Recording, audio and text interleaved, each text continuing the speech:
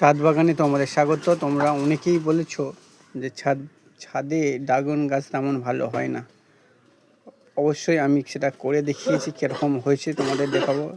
তার জন্য আমি নিয়েছি হাড় গুঁড়ো, শিংকুচি গুঁড়ো, আর নিয়েছি অর্গানিক পটাশ, যেটা অর্গানিক, এগুলো সব অর্গানিক।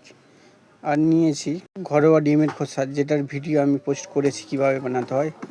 দেখো আমি এই যে আমার কত ফেকর বেরিয়েছে এই গরমকালে, দেখাবো আমার ড্রাগন গাছে কত ফুল ও ফল হয়।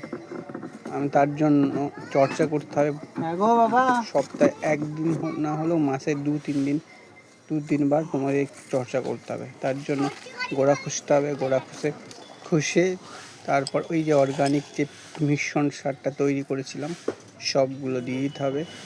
দিয়ে তার উপর আবার কিছু তৈরি করা দিতে হবে। এইভাবে তোমরা যদি করো, তোমার ছাদ বাগানে ড্রাগন ফুল